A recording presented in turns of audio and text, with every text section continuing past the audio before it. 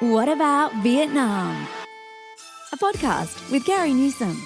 The series where Carrie talks with travellers about their experiences and adventures. Find out more about Vietnam from the people who have actually been there. What about Vietnam? Whether it's adventure, exploring the culture and cuisine, shopping, or just soaking up the sun.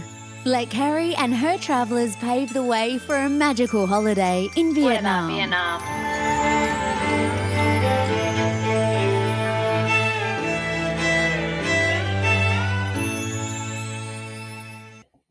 Xin chào and welcome to What About Vietnam. Today we're going to be talking about a really interesting area called Sapa. Now, if you don't know anything about Sapa, Sapa is located in the northwestern region of Vietnam. It is an overnight train trip from Hanoi or overnight by bus. And it's just the first point of contact, I would think, for people coming to Vietnam that want to have a look into the mountainous regions, the very scenic rice terraced fields of Vietnam. Sapa is definitely your first go-to place. And today I'm joined with Jack Taylor, and Jack's going to take us through this region, the Hoang Lien Son Mountains. And we're going to talk about trekking in this region. He's done some serious trekking. And as you're going to see with his cinematography, which is the focus of his trip, you're going to get some really great handy information and tips if you are thinking of going trekking in the Sapa region. The other aspect is he talks about his interaction with the various hill tribes, such as the Hmong, the Tao, and the Zhao. And I will include the link to his YouTube channel, which is where you're going to actually see the fruits of his labour, I guess. Jack's had an interesting career living abroad. He's lived in Spain for 3 years, China for 4, and Thailand for 4, now residing in Vietnam and doing some teaching. He says he decided to start a travel YouTube channel.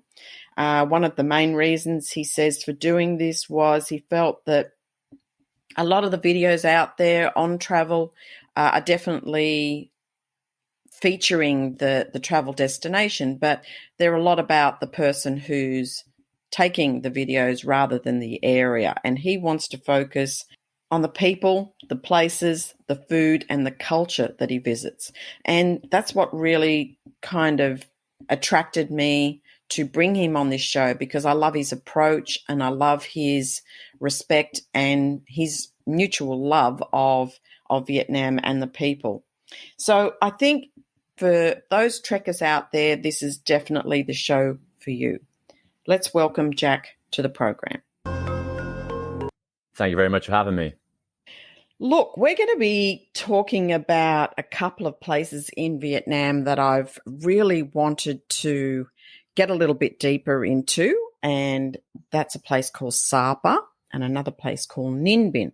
But before I jump into that, Jack, tell us how you found yourself in Vietnam. Why Vietnam? Why not Vietnam? I've been there twice now. This is my second trip. I think it's one of the best places to visit anywhere in the world that I've been, and one of the most interesting places in Asia. So I've lived in Asia now for the last 7 years, 3 years in China and 4 years in China and now 4 years in Thailand. This most recent trip, we had a long holiday. The world's opening up again, so I finally managed to get out of Thailand, and this is my first trip outside of home that I've been to, and outside of Thailand for 4 years now. So Vietnam was the first place I went to. It's an easy place to fall in love with. I totally get that.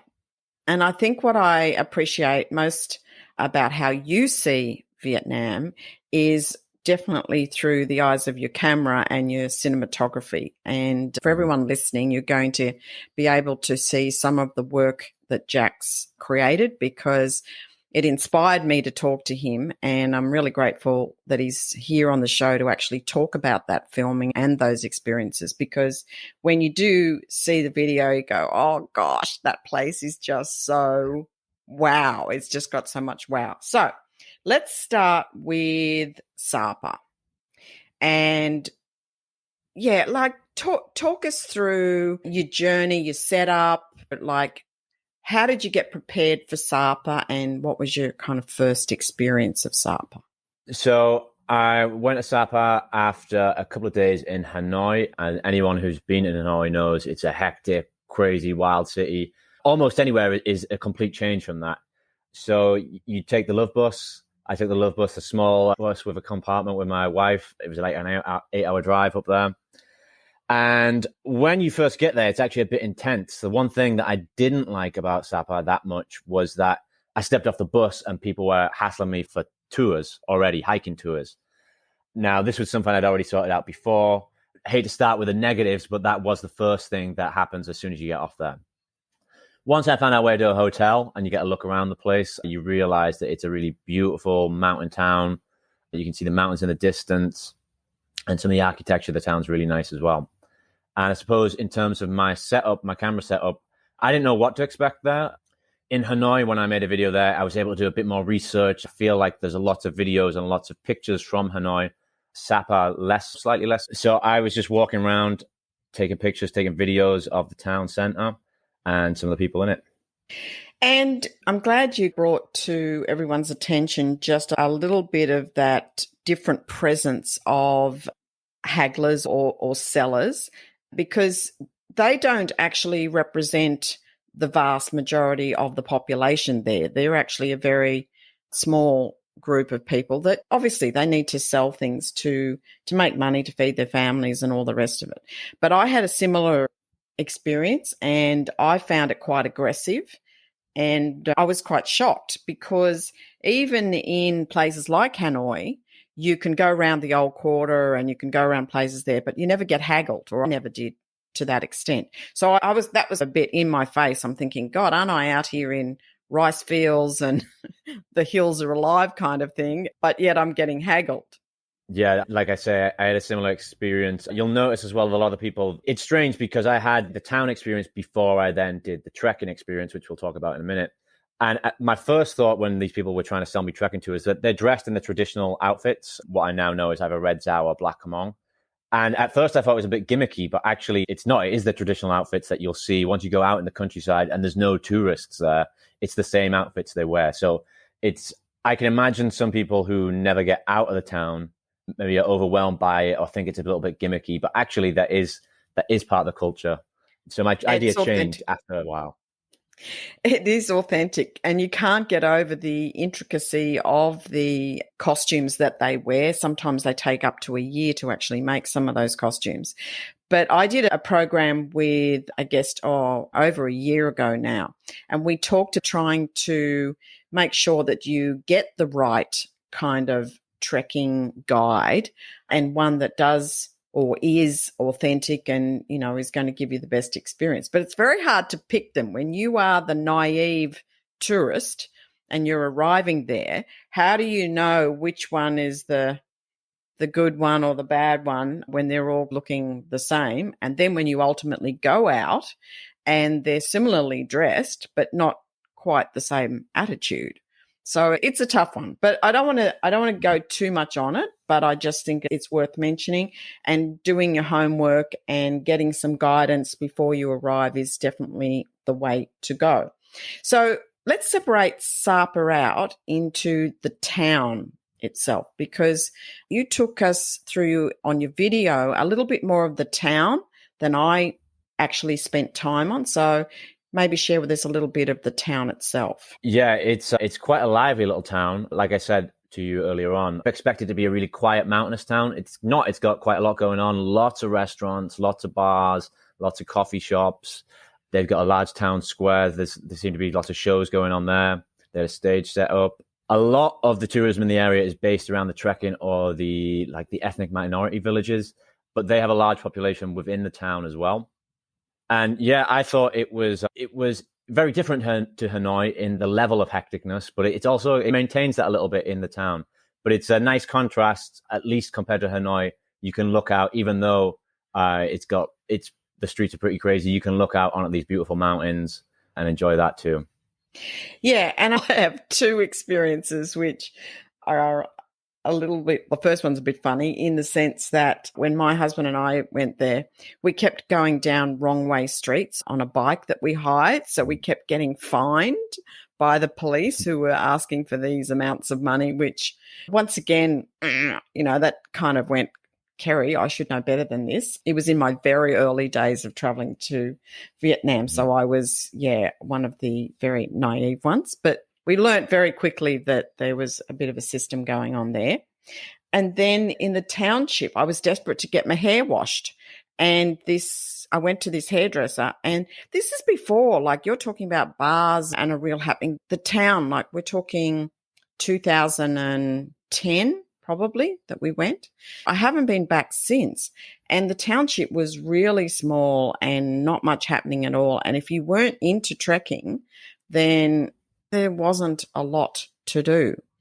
So I went to this hairdresser and she washed my hair, and truly I came out and I looked like Phyllis Diller, if you ever remember the American popular star. And my hair was like, went straw. I don't know what she washed it with, but it was like gasoline or something like that. So it was a bit scary. So getting into the trekking side of it, there is a little bit of small trekking to be done just very close to the town, which a lot of the tourists do when they just do a very one-night stay because they don't have time. So they just do this little meander around, and it's quite pretty and it's not too pressing. But what I'm keen to talk to you about is the trekking that you've done quite out of Sapa and the advantages of going out and what to experience there.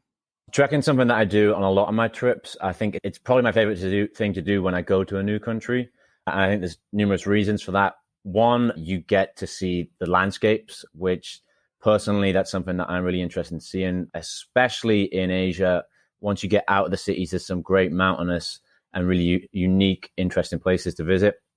You also get to see and meet the real people. I think people who live in cities all around the world, there's some similarities. Okay, Hanoi is different to London in many ways, but it's still a city. It's still people who have city life. Once you get out into the countryside, that's a completely different culture. You could argue the real people of a country. So you get to kind of see what life is like in a more rural setting. In this case, I went trekking for 3 days with the Red Zhao tribe, a woman from the Red Zhao tribe. And she taught us, first of all, I was impressed by her level of English because she taught us a lot about the surrounding area, how they live and their history. And it was a really fascinating experience. And I think having the local minority groups there to give you some advice, and if you've got someone that can give it to you in English, whilst you can always put a lot into hand gestures and pointing, but having English speaking guides is a really big plus, I think, in these places, just so that you can get a little bit more information to give context to the region, because the minority groups are so interesting when you get into their history and the role that they've played in all of the wars that have gone on in Vietnam and all sorts of things, and their crafts, their markets, all of that sort of thing. So talk to us a little bit about the level of hiking that is required to get the best experience. Do you have to be a really good hiker or trekker, or can you just be a hobby one like me? I think there's something for everyone. Maybe I'm a bit of a weirdo, but I said, give us the hardest one. Give us the hardest trek you've got. And we got asked actually on the first day, do you want to do the easy way, the hard way? We went, probably the hard way. What is it? Is it better? She's like, it's more beautiful. We said, give us the hard way. Like I said, I've done some treks, or like I told you before, I've done some treks around the world now. I've done some treks in China for multiple day ones, some in Thailand, USA. So I've got a bit of experience. However, I think it can still be enjoyed as a hobbyist. Like if you just want to do a half day tour, the first towns we walked to were actually within an hour or two of Sapa town center. They weren't the best town, but it was still beautiful countryside. You could still really enjoy it. I think there's also options to do day trips to the villages and then go on walking tours around the villages as well. So for anyone listening who is maybe a bit intimidated by doing a 3-day trek, then there are still options for you too. And like, I'm wanting to drill down a little bit on this because I've spoken to other trekkers and they've said, oh, it's only about 25 Ks or 30 Ks in the total trek. And some people might go, what that? 20, 25, 30 Ks? I don't walk that in a year.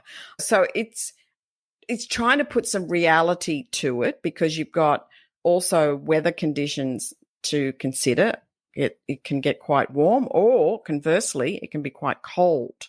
So talk to us a little bit just about what sort of fitness level do you think? And have you got to be an avid walker and be able to handle, my experience, you've got to be able to handle hills, you've got to have good footwear, and you've got to be able to handle that change in temperatures, etc. Yeah, so on the trek I did, I think the first day was 17 kilometers, the second day was 25, and then the final day was 13. So it was pretty intense trek, especially that second day, because the second day there was this huge valley. And in the video I'm currently making now, I'm doing a more focused video on the trekking, which you haven't seen yet. But there's one day we climb up this giant hill, and then we're already pretty tired. And then we go, where we went hiking to today? She points through the valley and it looks miles away, and we're like, no, we're going over there. So she didn't tell us that until we got to the top of the hill. It was already too late at that point. But I would say on the trek I did, you got to be a bit fit. The thing I found that was the most difficult, like I say, I bring my cameras everywhere with me, so I've got a whole bag dedicated to cameras. A lot of gear. My wife will carry that one, and I carry both of our clothes, her clothes and my clothes. So I had this too big of a bag, really. And over 3 days hiking that much, it really dug at my shoulders. So it was my shoulders more than anything that I had trouble with. Don't do it in flip-flops is my first piece of advice. Bring at least a pair of trainers. I'd known, this is one of the reasons I came to Vietnam and to Sapa, was to do the hiking. So I brought a nice big pair of hiking boots. So if you're going to do the more extreme end, I'd be prepared. Bring plenty of water, that kind of thing. And yeah, I probably would try and get some experience beforehand if you're going to do the 3-day one. But like I say, there's options for 1 day, there's options for 2 day, that kind of thing. Yeah. And I think that's really great advice on the shoe wear, because I've seen some amazing options of people that have got off those buses and they're going to do a 2-day hike. And when I look at their footwear, I just go, oh, are you kidding me? There is no way. There's no traction on them. They've got no concept of the slippery, slidey places that they're going to be going. And yeah, crazy, isn't it?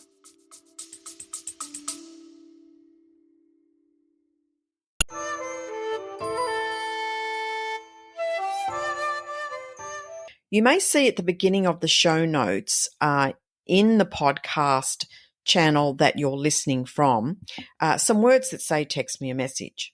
It's a great idea, don't get me wrong. I love hearing from you and whether that's your thoughts on the episodes, some questions, messages of appreciation. I just love the feedback. It's really great. However, I feel it remiss of me to not thank you for them, but to not be able to respond directly to you. So if you have sent me a question, and I've got lots, and you haven't heard from me, there's a really good reason why.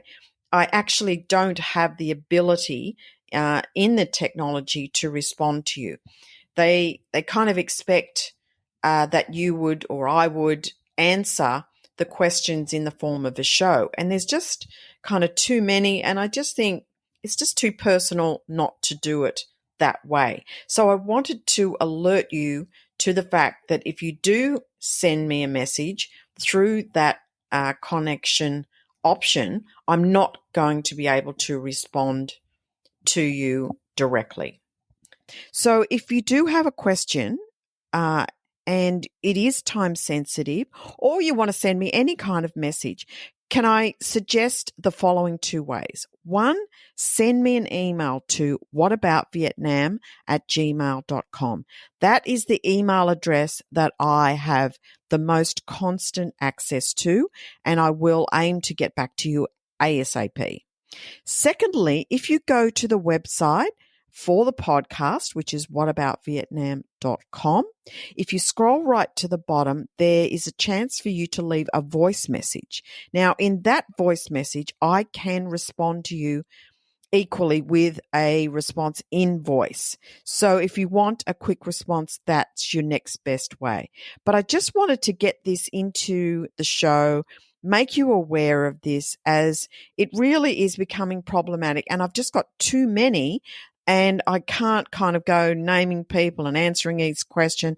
That's just a little bit silly. So if you have sent me a text message before and you're waiting on a message back as a response, I'm so sorry. I cannot do that.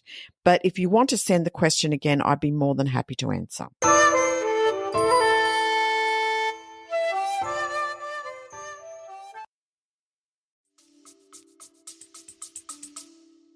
Yeah, it reminds me, the first trek I ever did was actually probably the longest one, and I was probably in the worst shape. I was in Colombia in South America, and I did it. I was like, yeah, whatever, I'll do it in these plimsoll shoes, and I came back. It was 5 days, I think. I couldn't walk for a week afterwards. Everyone that did the trek, they went on to the next place. I was like, I need to stay in this hostel for a couple of days and just relax. It's the same. It's the same in Vietnam. Yeah, absolutely. And like I've even done small climbs, etc. When you do Marble Mountain near Da Nang and places like that, that if you don't, some people try and do it in thongs. And I go, like marble, when it's wet, it's slippery. Like you can just so easily do an ankle or do some damage that then wrecks your whole holiday. So a really good point. And if you're doing it out there in the Sapa countryside, if you twist an ankle, that you've got a hike either way. You know, you're going to have to get yourself back to a main road somehow, some way, and that wouldn't be fun.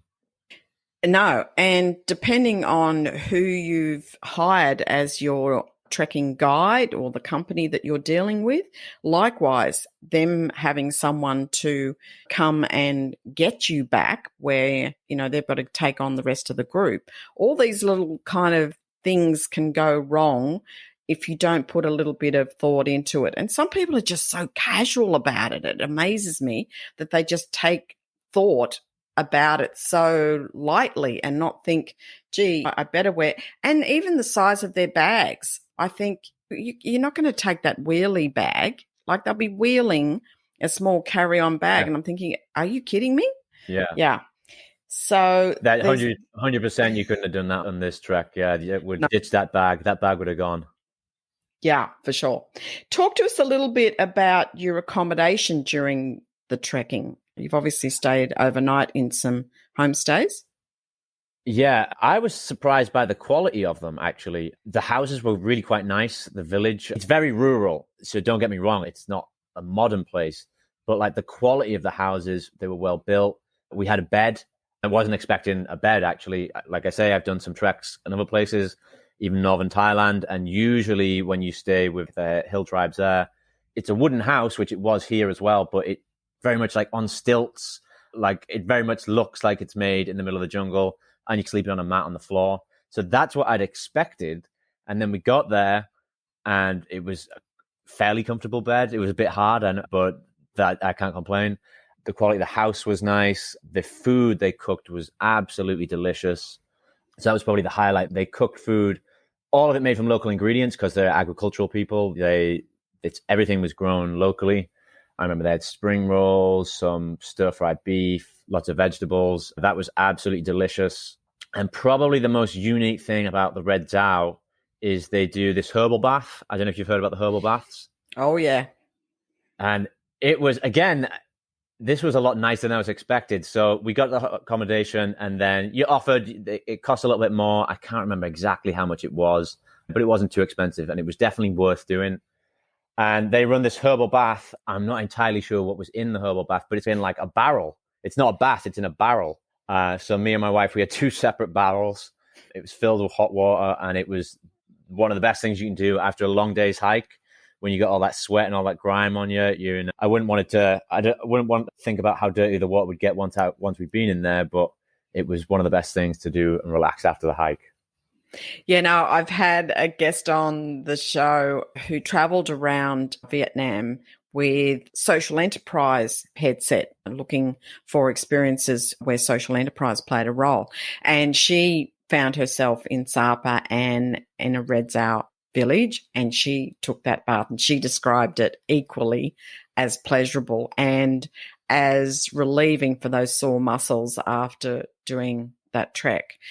It's interesting just about the accommodation. I get very mixed views about homestays and accommodation in those remote areas. Some people say they're really great and very obviously homely, but comfortable enough. And then there's some people who just can't see themselves staying, that it's just beyond their comfort zone. So it's interesting.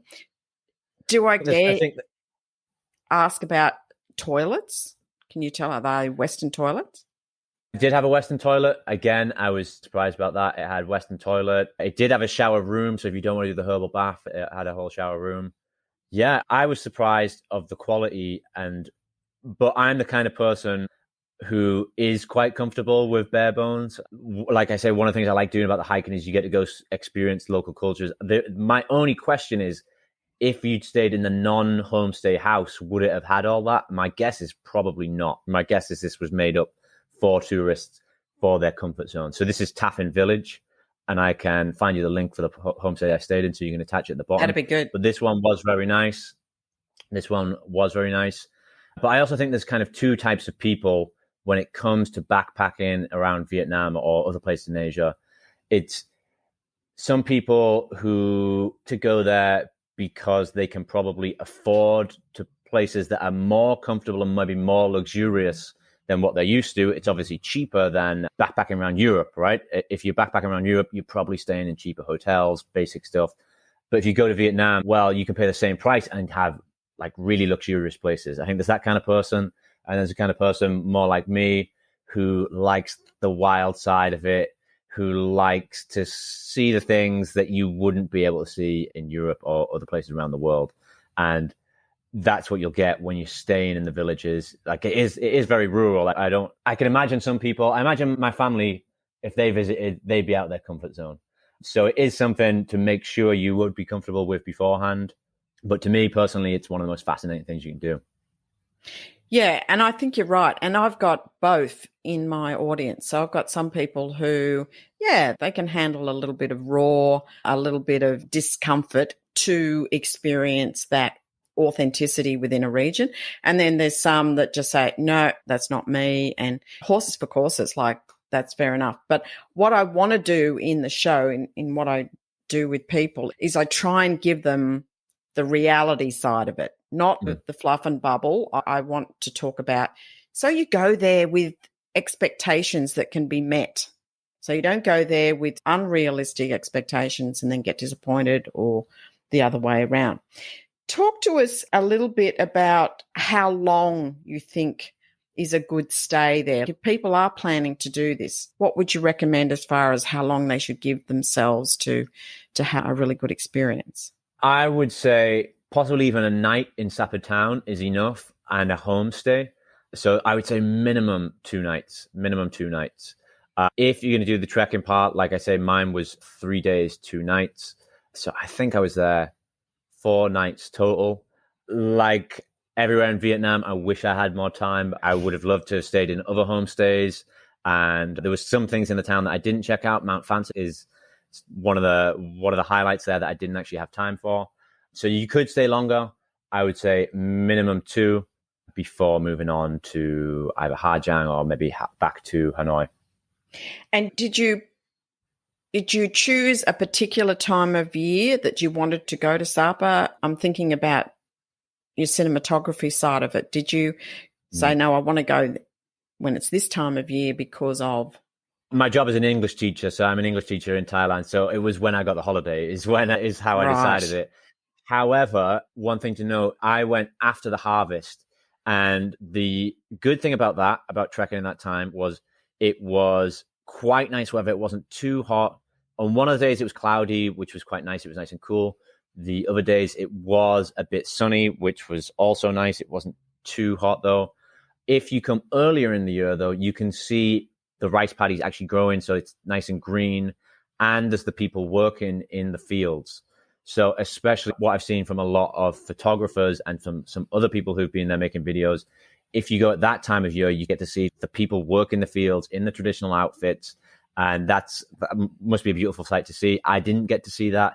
However, I think the trekking part of it was just that little bit better because it was mostly dry, but even I stepped into a couple of puddles and then I had up to my ankle covered in dirt. If you've gone closer to the rainy season, I think you're going to get a lot grimier. The trekking's probably going to be that bit more difficult. And I've heard that there can be leeches. So you have to be careful of the leeches. Yeah. So what month did you go? I was beginning of October is when I went. Beginning of October. And there was no leeches. Bonus. Yeah.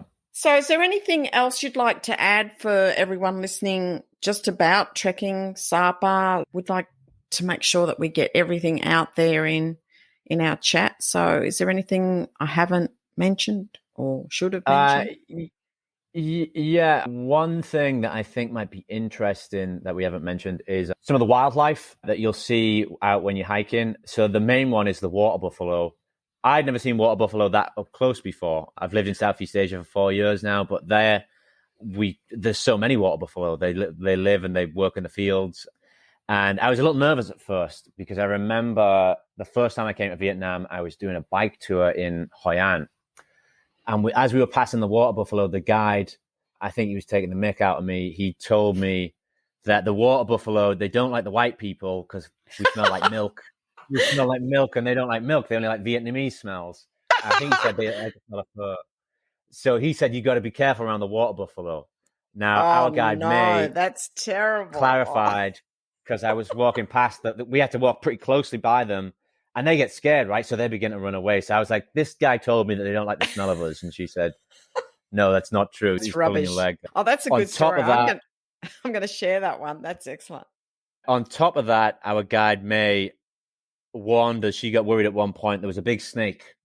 We just missed it. It slithered down the hill. But she said it was about this big. I know, about 10 centimeters thick. She didn't really say how long, but it was in the grass and that slithered off. So you got to be a little bit careful. She said some of them are poisonous, but for the most part, they're okay. I wish you wouldn't have told me about the snake bit now. I might have to cut that out because, I'm terrified of reptiles. So that's good to know for everyone listening and especially good for me to know in case I want to do that trek in the future. Mm-hmm. Beware of reptiles. Good to know. Jack, that's really wonderful. Thank you for sharing with us. I'm going to make sure that I put all the links to your fabulous footage that you've done. I really love your work. So we'll make sure that everyone can see that. And just want to thank you for being on the show. Thank you. Thank you for listening. Check out the episode notes for more information. What about Vietnam? Don't forget to subscribe, rate and review, and stay tuned for more fun adventures in Vietnam.